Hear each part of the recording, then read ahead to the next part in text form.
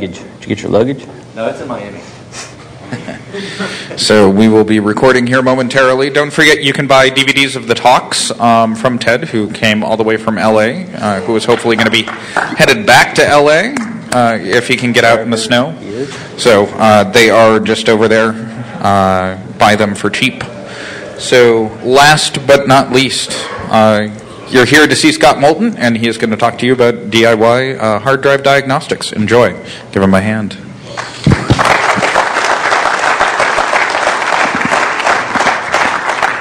Everybody hear me okay? Yeah. Check, check. Everybody good? Okay. And I'll have some sounds and stuff I'm going to play off my laptop today, so it'll be the first time I tried to do that at a con, I think, other than if anybody saw my recover porn from Ray to Ray. Anybody see that one? Yeah? Where I'm juggling, there's like porn going on? Yeah? Okay. All right. Anybody seen any of the other videos and stuff I've done? It's like my 4th or 5th year here at Shmoocon. Anything? Yeah? Everybody good? All right. So my intent here is to kind of make like a series of videos that when you watch them in order, that it will be like this epic adventure for data recovery that you will know how to do some 80% of the drives by yourself without having to send them off to a data recovery company. And of course I have data recovery companies that are pissed off at me for this. So I try to get straight to the meat and potatoes. I don't want to spend 35 minutes talking about a VMware DD image. So just in case you want to know. So ultimately, I have some goals for this talk. The first thing is obviously who the heck am I? Why is this Charlie Brown looking guy up here, trying to tell you about data recovery? I do data recovery for a living. I own a company called myharddrivedied.com, which has been around. Thank you. I have like 50 hours of video out there that's free, that's published, all on in-depth stuff. It's not fluff. It's not crap. It's the real stuff. So if you want to go look at how to do RAID arrays or whatever else, I have demos and everything out there. And it's not like marketing crap or anything. It's real shit. So that's the first thing. I also run a forensics company side by side. We do alternating work between the two. So I do a lot of forensic work, a lot of data recovery jobs that are damaged drives in forensics cases. So if you want to know some more, go to those. But I also teach classes. So if you like what I'm doing in an hour, well then, if you want more and you don't want to wait for the next con, because it's a series of events over 5 years so far. The next one's going to be in Outer Zone next month in Atlanta. March 20th. So I'll have some cards and stuff up here for Outer Zone. If you guys want to come up and get one, you'll find out where it is, what it is. It's a small con, but I'm going to be doing a new talk there next month on data recovery.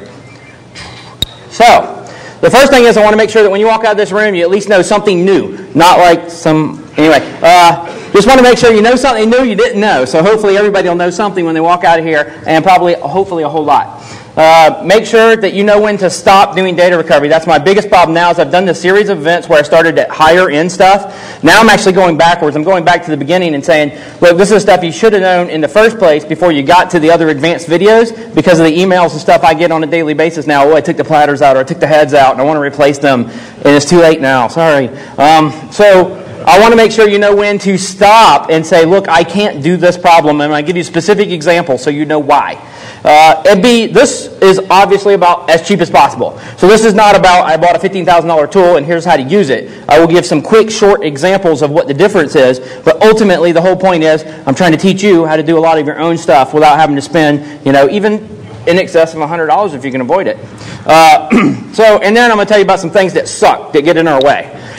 So there's lots of ugly text in this speech. If you want copies, they're already posted. I do not expect you to remember everything I say. So like flowcharts and stuff that I have up here that are really ugly, I've already posted on my site. So if you go to myharddrivedied.com/shmoocon.html, it's already there, PDF, ready to go. Download it. You can look at it now if you want. But that way you don't have to remember. And if you don't remember shmoocon.html, then you just go to myharddrivedied.com presentations and it's at the top. So it'll automatically be there.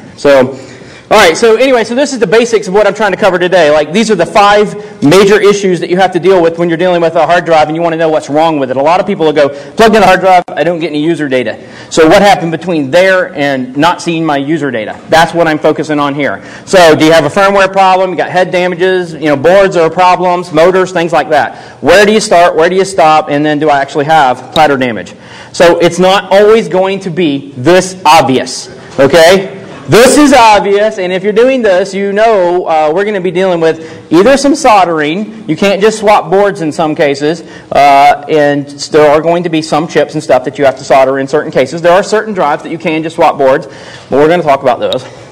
So I can't just jump straight into diagnostics. I got to back up a step and have to say, hey, look, what do you know now, and how do you sort of derive what these things are, especially if you don't have any fancy tools. So keep in mind there are these fancy tools. You can just plug stuff in, and it tries to give you like a summary of what's wrong with the drive. And you still have to know something. It's still not like completely like, here's one button, and it comes up and tells you, oh, I got a firmware problem or something. You still have to know quite a bit to make that happen.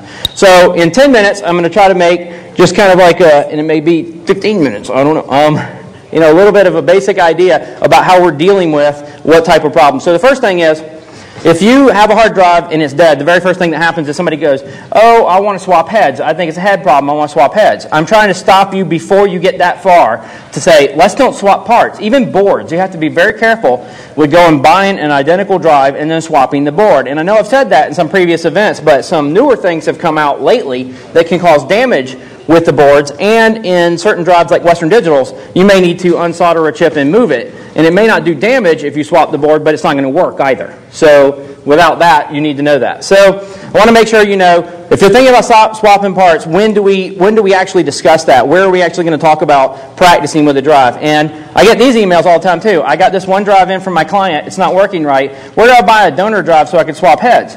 This is not like, in 5 minutes I learned how to swap a head. It's not easy. This is like go get a dozen hard drives and go play with them and figure out how to do it first and make it work. I do not want to, you know, in any way, shape, or form tell people you don't need to practice. I mean, that was never the intent at all. It was always go get a dozen drives, rebuild a working drive back to a working state, and then you might actually be ready to do that. But don't do it on the client drive. They always practice later. Like, oh, I tried that, now it doesn't work, and now they try another drive and it's too late. So anyway, so that's what we're trying to do. So over the years of doing data recovery and going through this process and then developing a class that, you know, I do teach at like, you know, some FBI agents and things like that, teaching a class, I basically have these 5 steps. And there's this one that loops back. So in the diagnostics process, I end up looping back like, hey, if it works, we're already in the process of imaging and copying sectors. And if that works, we continue on. But if not, then we're going to repair the drive and we're going to start all over again and loop back through this particular process. So what our goal is, primarily, is imaging. Now, I know a lot of you are, who's done forensics imaging? Yeah? You're all doing it wrong. Hey. Well, not you. Okay. He's not doing it wrong because we've been educated. So anyway, so ultimately the point is when you do a forensics image and you use something like, I don't know, DD, FTK image or whatever, when you're doing an image and it gets to a bad sector, what happens? What is it?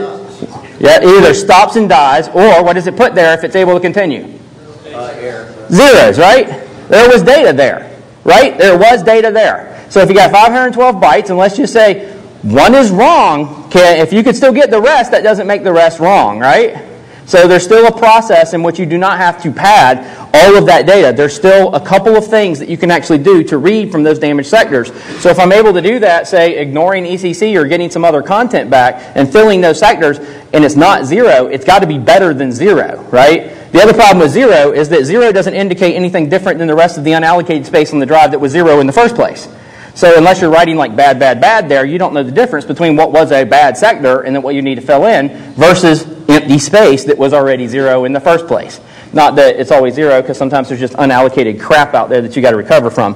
But ultimately, our point is we got to stop thinking about files. For the most part, I want to forget about files, and I'll kind of show you some cool stuff that includes files. But ultimately, I deal with sectors. So this way, I don't have to care if it's an encrypted drive. I don't have to care if it's, you know, what is on the drive or what OS it is. I can almost always deal with the sectors. Even if I'm doing an AS400, like anybody know what size? Like everybody knows, you know, the physical size of a sector is 512 bytes. Anybody know what size a sector is on an AS400? 512 bytes. 500 what? 522. It's 522. So the other 10 is ECC stuff in there that you can just strip out. But what happens if you hook up 522 byte hard drive to a write blocker? What is a write blocker? Anybody know? What is it? Storage. A write blocker is a piece of hardware with software running on it that then intercedes so that it can pass that along. So the first thing that's going to happen is it's going to lock up or crash. You won't get a response from your write blocker, but it doesn't mean you can't copy those sectors. So I'm just making an example here that there's actually ways that you can actually go through this imaging process dealing with sectors. Forget about files and other stuff. It doesn't matter what you're dealing with. So let's get rid of this crap. These are things that suck. So we're going to talk about